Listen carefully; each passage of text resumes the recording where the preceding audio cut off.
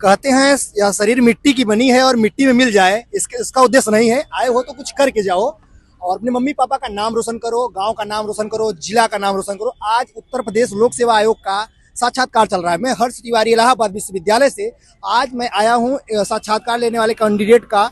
Sir निकले हुए हैं साक्षात्कार देकर। हम उनसे बात करेंगे कि उनका साक्षात्कार कैसा गया। सर आपका क्या नाम है? राजुल भारद्वाज नाम है। हम बरेली जिले से। बरेली जिले से। बरेली। अब माध्यम क्या था? हिंदी माध्यम था। हिंदी माध्यम। सर आप बरेली जिले से हैं तो आप ऑफलाइन किए हैं तैयारी क्या ऑनलाइन?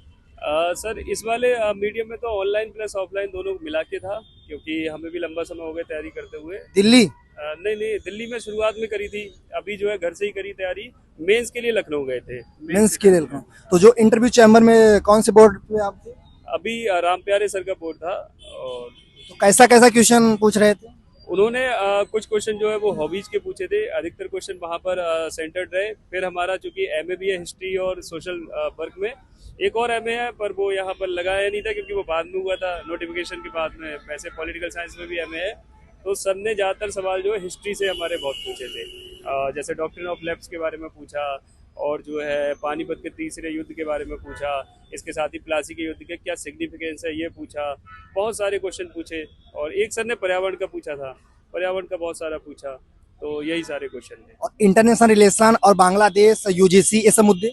दरअसल हमारे वाले जो मुद्दे थे करंट अफेयर के, वो सीमित रह गए। एआई जो समिट हो रही है दिल्ली में, जो तो गलगोटिया वाला तो नहीं पूछ लिए? गलगोटिया वाला हम तो बताने के चक्कर में थे, सर पूछे ही नहीं। मैटर बहुत हाई लेवल है इस समय। तो गलगोटिया का आज देख रहे थे, न्यूज़पेपर में आया था गलगोटिया वाली यूनिवर्सिटी की न्यूज। तो लेकिन उन्होंने ऐसी चर्चा की नहीं। सर प्री प्लस मेंस की तैयारी एक साथ करें या अलग अलग करें, क्या रणनीति बनाएं? जी देखिए, ये डिपेंड करता है कि समय कितना है। अगर जैसे हमारा जो 6 दिसंबर को प्रीलिम्स है अगला, तो उसके हिसाब से तो अभी समय बहुत है, कई महीने हैं। तो ऐसे में हम जो है एक रेशियो हम बाकी और भी हम बताते रहते हैं, 80-20 का आप रेशियो मान के चलिए। जिनका प्रीलिम्स में अटक रहा है बार बार, वो अभी 80% मेंस की करे, 20% तैयारी करे प्रीलिम्स की।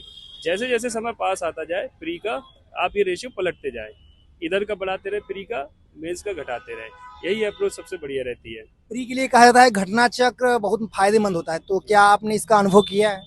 बिल्कुल बिल्कुल, हमें तो लग रहा है सर हमारी जो पूरी जर्नी है, पता नहीं लोग कैसे मना कर देते बाद में कि इससे नहीं पढ़ा उससे नहीं पढ़ा। हमें तो लग रहा है हमने सबसे ही पढ़ा है। कहीं ना कहीं देखिए, विद्यार्थी सभी संस्थानों का होता है वो, है ना। तो घटना चक्र से हमने बहुत पढ़ा है। और उसके जो पीवाईक्यू है बहुत करे थे, अच्छे से करे, सभी ने करे हैं यहाँ पर जितने खड़े हैं। करंट अफेयर के लिए न्यूज़पेपर, मैगजीन या कोई कोचिंग क्या फॉलो किए थे? करंट अफेयर के लिए सर एक तो बीबीसी न्यूज का हिंदी वाला चैनल आता है, तो अगर कोई वो देख रहा है तो उससे भी काफी लाभ रहेगा। नॉर्मल वो करंट अफेयर हम बता रहे हैं जो इंटरव्यू या मेंस में जो काम आते हैं, आईआर के मतलब से, पैसे मतलब से। अगर आप वैसे अगर प्री के मतलब से करंट अफेयर की बात कर रहे हैं, तो उसमें घटना चक्र की एक दृष्टि आती है, आंख वाली किताब आती है। वो नहीं करे तो जय हो स्टडी वाले जो सर हैं उनकी आती है, एक मंथली मैगजीन आती है। उपाध्याय सर का अ, स्टडी IQ IAS? नहीं, जय हो वाले द्विवेदी सर, उत्कर्ष द्विवेदी सर। अच्छा। तो उनकी है। और उसके अलावा बहुत सारे लोग निकालते हैं, अपने फ्रंट पीसेस के हैं वो भी निकालते हैं। एनसीईआरटी का क्या महत्व है यूपीपीसीएस में?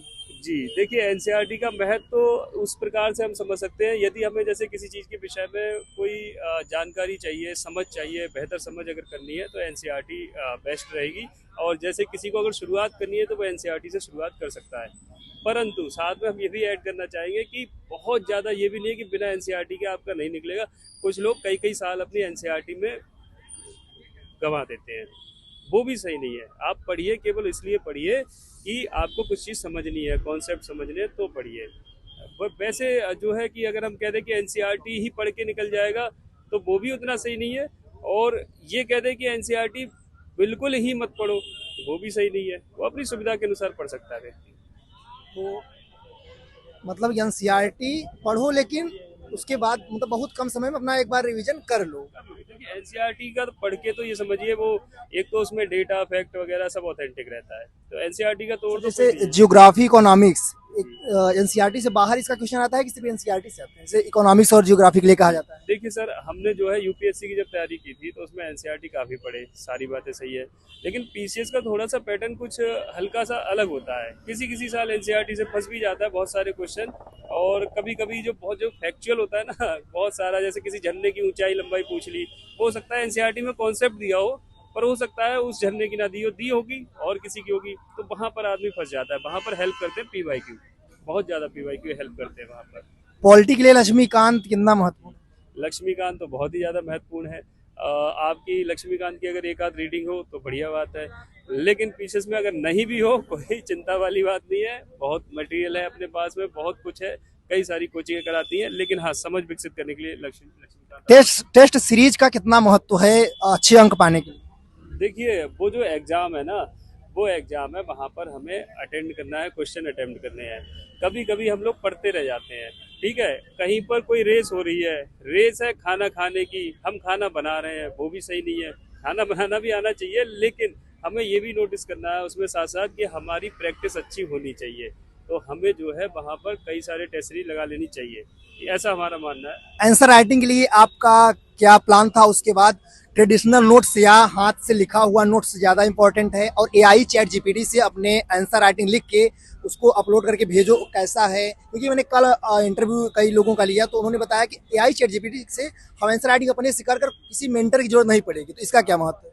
देखिए हाँ सही बात है, अगर कोई एआई से करना चाह रहा है तो कर सकता है एआई में भी, परंतु एक बात ध्यान रखें कि उसमें संभावना है गलती की।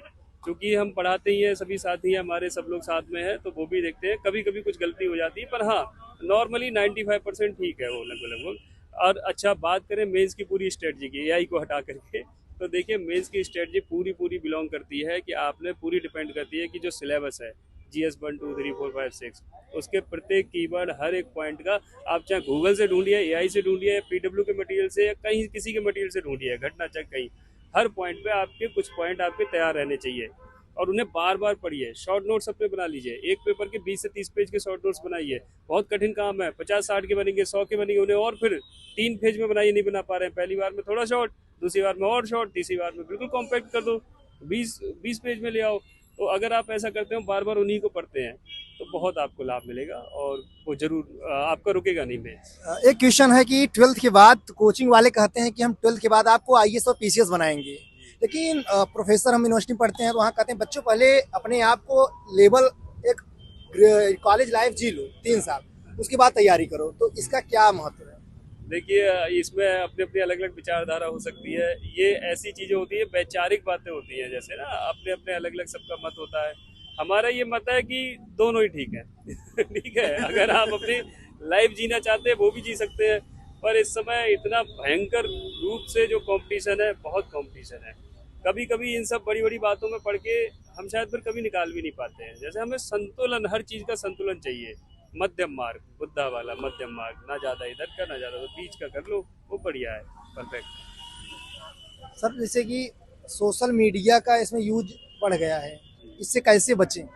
देखिए सोशल मीडिया का अभी आप देख रहे हैं कई जगह पे बैन भी लगाया गया है। नेपाल में तो बैन लगाया था, पूरा प्रोटेस्ट हो गया नेपाल में तो सरकार ही पूरी उस पे आ गई, गिरने पे आ गई।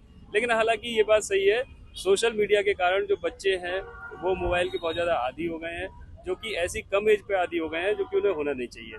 इससे बचने के लिए हम ये कर सकते हैं कि सोशल मीडिया अकाउंट्स के लिए, जैसे कि हम कुछ आईडी का कुछ बता दें कि आईडी कंपलसरी हो, उनके अकाउंट्स पे देख रेख के लिए, मॉनिटरिंग के लिए हम माता पिता या किसी के लिए मतलब ऐसी कोई सुविधा कर दें कि उनकी देख रेख में रहें चीज़ें, तो वो